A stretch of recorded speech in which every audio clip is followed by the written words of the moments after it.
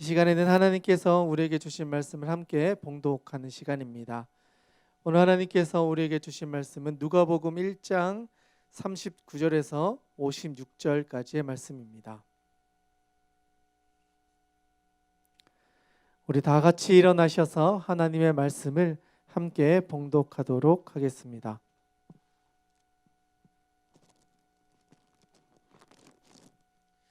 1장 39절에서 56절까지의 말씀을 우리 같이 읽겠습니다. 시작. 이때 마리아가 일어나 빨리 산골로 가서 유대한 동네에 이르러 사가랴의 집에 들어가 엘리사벳에게 문안하니 엘리사벳이 마리아가 문안함을 들으매 아이가 복중에서 뛰노는지라. 엘리사벳이 성령의 충만함을 받아 큰 소리로 불러 이르되 여자 중에 내가 복이 있으며 내 태중의 아이도 복이 있도다. 내 주의 어머니가 내게 나아오니 이 어찌 된 일인가. 보라, 내 문안하는 소리가 내 귀에 들릴 때에 아이가 내 복중에서 기쁨으로 뛰놀았도다.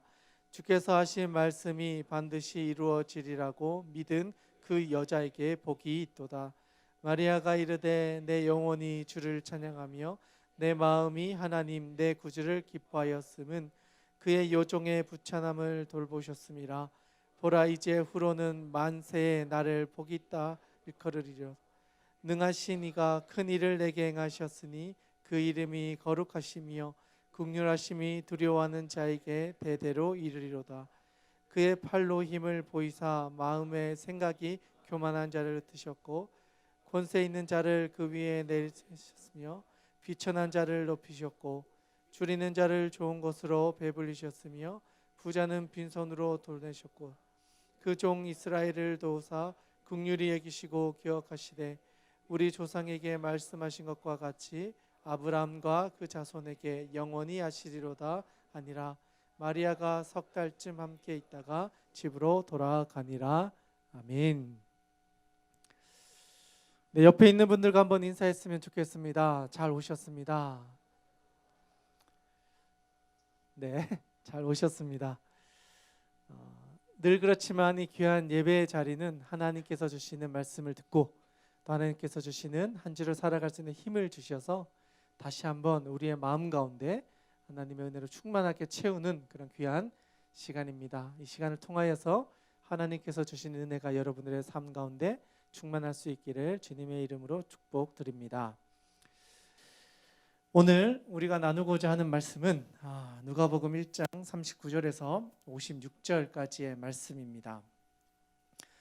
계속해서 살펴보고 있는 본문의 말씀의 내용을 보니까 바로 예수님과 관련되어진 예수님이 나시기 전에 있었던 사건이었던 것들을 우리는 보게 되어집니다.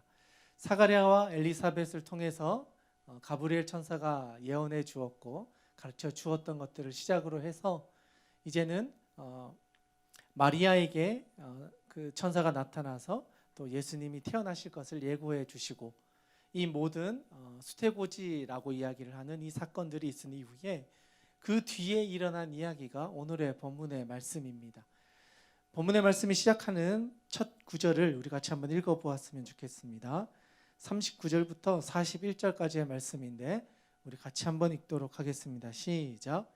이때에 마리아가 일어나 빨리 산골로 가서 유대한 동네에 이르러 사가랴의 집에 들어가 엘리사벳에게 문안하니 엘리사벳이 마리아가 문안함을 들으매 아이가 복중에서 뛰노는지라.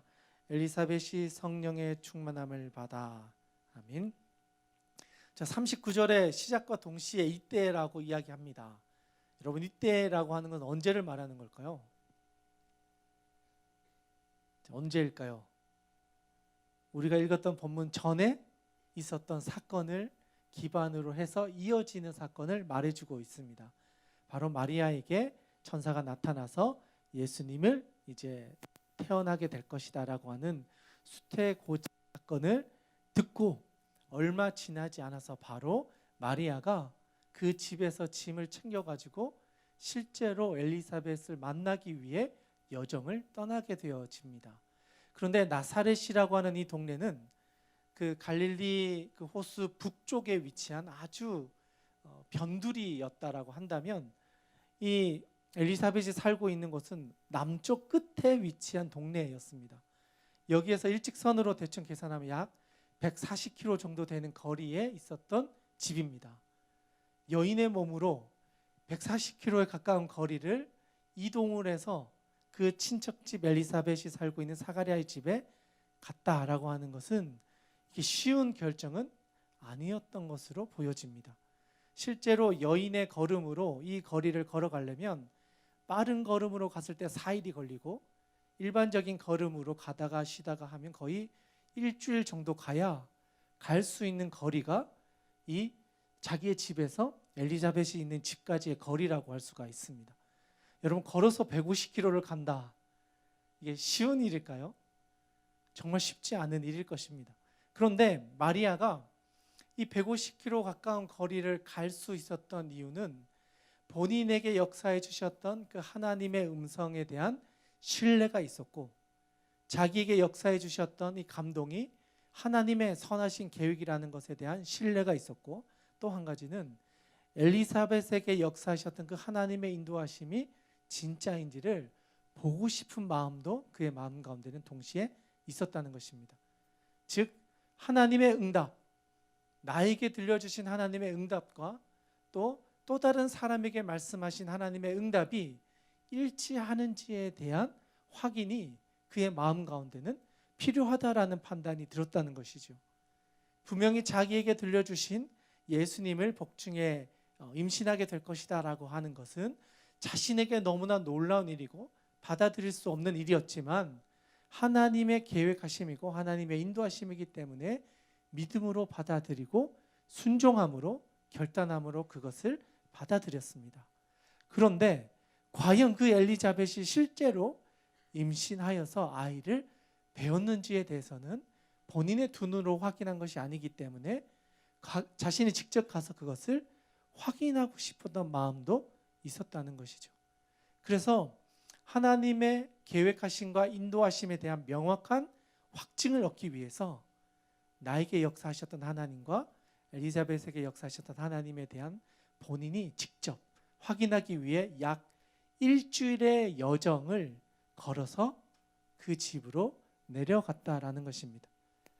우리는 엘리자벳과 마리아의 이 사건들을 다 보고 있기 때문에 이해가 되지만 사실 그 당시에 있었던 그 사람들은 실제로 이에게 어떤 일이 일어나고 있는지 전혀 소문을 듣지 못한 상황이었을 겁니다. 마리아 입장에서도 엘리자벳에게 그런 이야기가 있다라는 것을 그 천사를 통해서 알게 되긴 했지만 주변 사람들은 아무도 그 사건에 대해서 알지 못한 상황이었다는 거죠. 반대로 엘리자벳 역시도 예수님의 태어나심에 대해서 천사를 통해 들었지만 그 주변에 있는 사람들은 아무도 예수님이 태어나실 것에 대한 이야기를 모르고 있었다는 것이죠. 그리고 이 사실을 알고 있는 사람은 엘리사벳과 사가랴 그리고 요셉과 마리아, 이 네 사람만 하나님의 역사하심에 대한 이야기를 명확하게 알고 있었다는 것입니다. 그리고 약 일주일의 시간을 걸쳐서 실제로 살고 있는 엘리자벳이 살고 있는 집까지 내려가게 되었습니다. 그리고 내려가서 그 사람과 인사를 하죠. 근데 실제로 이 엘리사벳의 나이는 거의 할머니 정도의 연세였어요. 반면에 마리아는 20대, 10대 후반이거나 20대 초반 정도의 아주 어린 나이였습니다. 둘 다에게 일어난 사건을 보고 경험하고 만났을 때 사실 둘 다 불가능한 임신의 모습으로 만난 것입니다. 엘리사벳에게는 노산이어서 또는 나이가 들었기 때문에 임신할 수 없는 상황에서 임신을 한 불가능한 일이 가능해진 할머니의 모습으로 서 있고, 이 여인은 아주 어린 나이에 도저히 임신할 수 없는 상황에서 임신을 한 모습으로 그 여인이 만났다라는 것입니다. 어떻게 보면 이 두 여인의 만남은 불가능한 일에 그 현장에 서 있는 두 여인의 이건 정말 불가능한 만남이 가능해진 그 만남이라 할 수 있는 것이죠. 엘리사벳 입장에서는 도저히 임신할 수 없는 것을 가브리엘을 통해서 임신하게 될 것이라는 예언을 받았고, 이제 6개월이라는 시간이 지나서 배가 불룩하게 어느 정도 나와서 이제 그 아이를 느낄 수 있는 정도의 시간이 흘렀고, 이 마리아는 이제 수태고지를 들었기 때문에 곧 임신한 몸이 될 여인이었던 것이죠. 이 두 사람의 만남은 불가능한 사건 앞에서 하나님의 역사하심에 순종한 두 여인의 만남이었고, 이 만남 가운데 보여주고 있는 이 모습들은 그들로서는 상상할 수 없는 역사의 증거의 현장이었습니다. 실제로 이 두 여인이 만났을 때 그 순간에 이 엘리자벳의 몸속에 있었던 그 태아가 반응합니다. 단순한 움직임이 아니라 이 아이가 내 주의 어머니다라는 것을 고백할 정도로 생각지 못한 태동을 경험하게 되어집니다. 그리고 이것이야말로 놀라운 기적이다라고, 성령의 인도하심이다라고 하는 증거로 엘리자벳이 그것을 받아들이게 되어집니다. 우리가 읽었던 것처럼 41절에 보니까 이렇게 기록합니다. 엘리자벳이 마리아가 문안함을 들으며 아이가 복중에서 뛰노는지라 엘리자벳이 성령의 충만함을 받아. 이 태아는 태어나면 이제 세례 요한이라고 이름을 짓게 될 아이가 이 엘리자벳의 몸속에 있는 것입니다. 결국은 이 세례 요한은 먼저 태어나서 예수님이 오실 것을 예고하는 선지자의 역할을 감당하는 사람이었습니다. 그리고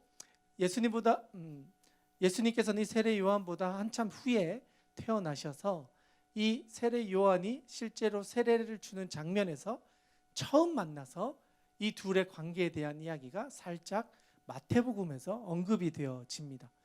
지금 보여지는 이 모습 가운데 그 마리아를 만나서 엘리자벳의 입에서 나오는 고백이 그 다음 절에 기록되어져 있습니다. 같이 한번 읽었으면 좋겠습니다. 42절부터 45절까지의 말씀입니다. 같이 읽겠습니다. 시작. 큰 소리로 불러 이르되 여자 중에 내가 복이 있으며 내 태중의 아이도 복이 있도다. 내 주의 어머니가 내게 나오니 이 어찌 된 일인가.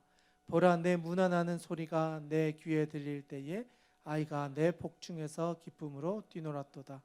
주께서 하신 말씀이 반드시 이루어지리라고 믿은 그 여자에게 복이 있도다. 아멘.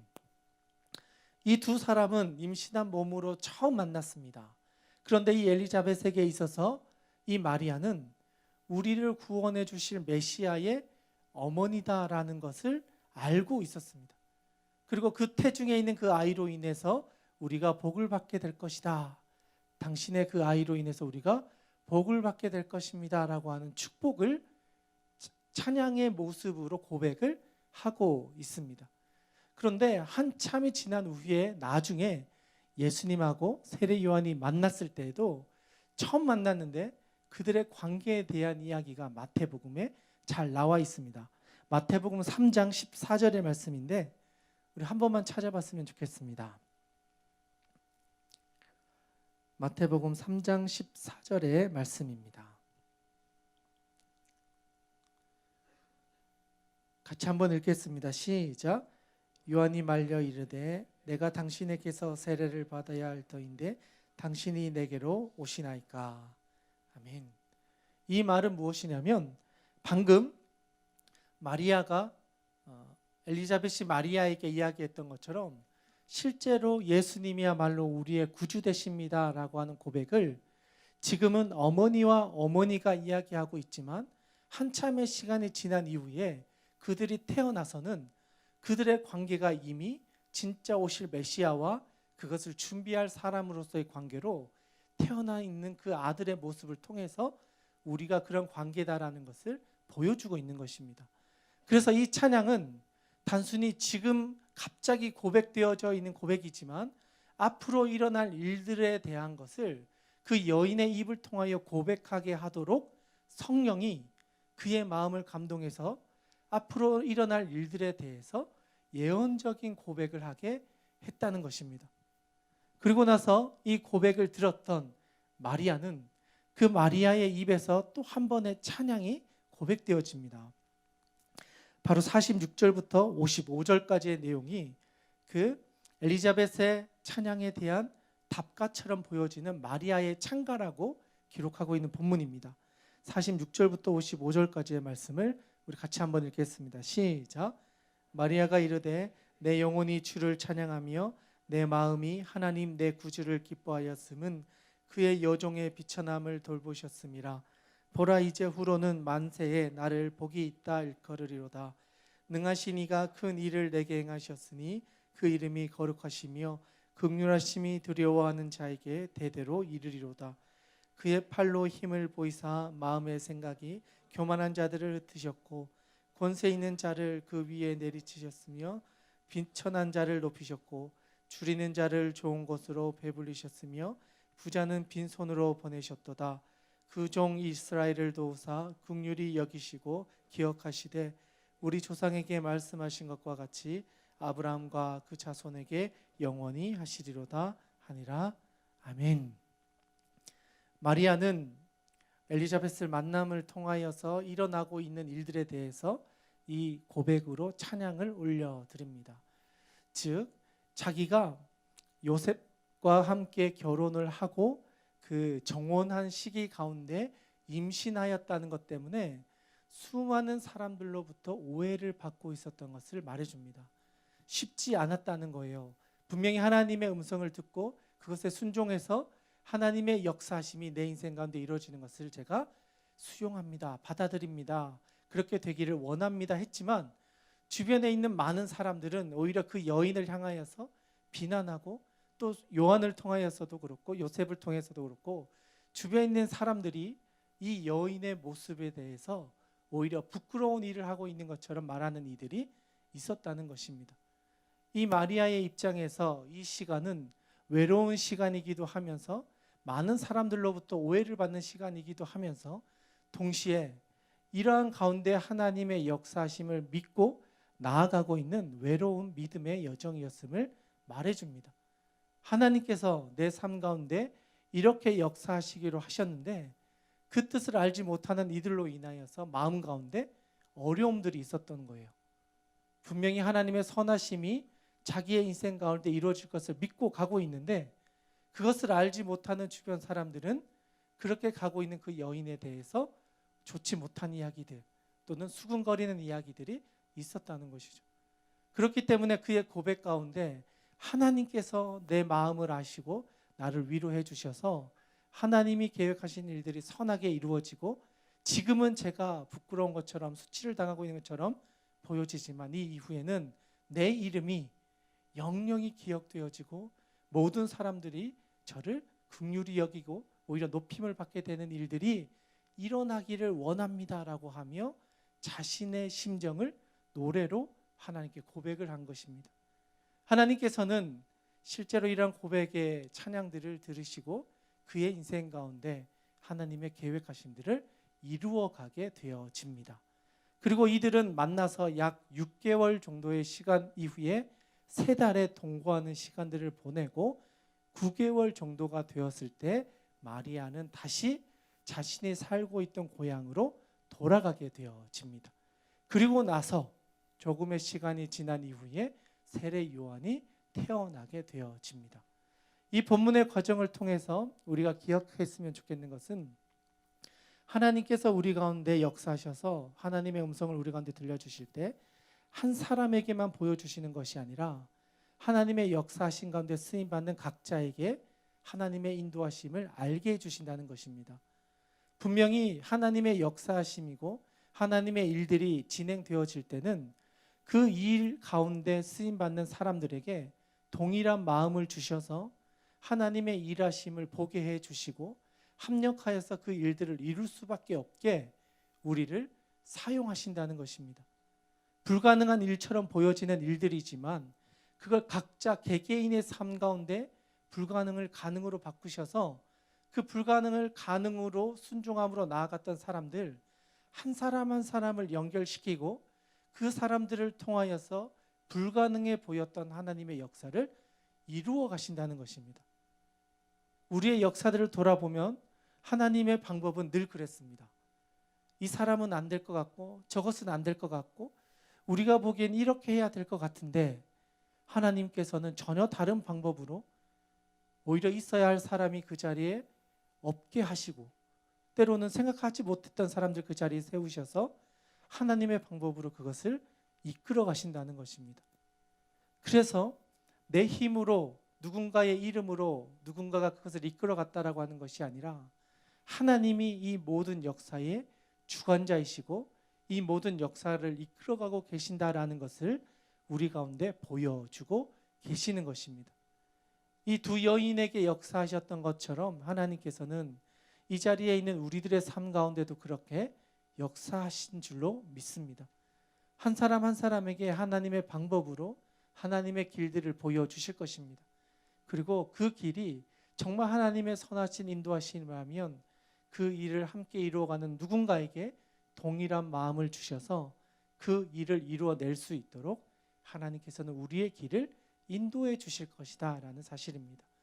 그 한 사람 한 사람의 인도하심을 통해서 하나님께서는 더 큰 것들을 이루어 가시고 그 선하심이 우리의 삶 가운데 경험되어질 때에 예수 그리스도께서 이 땅에 이루셨던 것이 우리로서는 감당할 수 없는 하나님의 아주 놀라운 계획이 그 두 여인의 몸을 빌려서 하나님의 계획이 이루어졌던 것처럼 우리의 삶의 자리를 하나님께서는 통해서 하나님이 원하시는 결과들로 우리를 사용하시고 하나님의 결과를 만들어 가실 것입니다.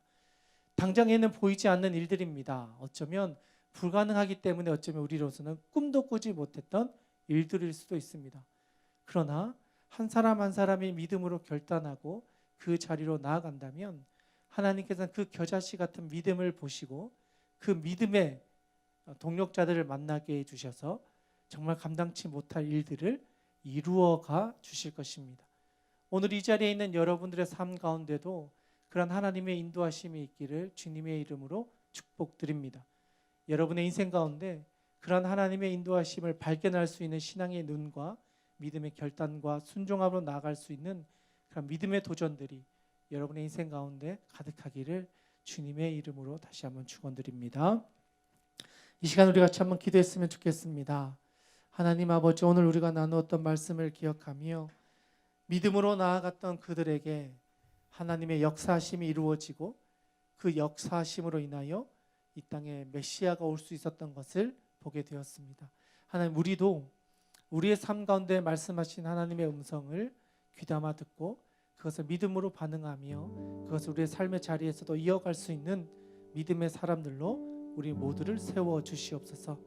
그리하여 우리의 믿음이 우리를 통하여 하나님이 복이 흘러가는 통로로 쓰임받을 수 있도록 우리 한 사람 한 사람의 믿음 가운데 하나님 역사하여 주시옵소서.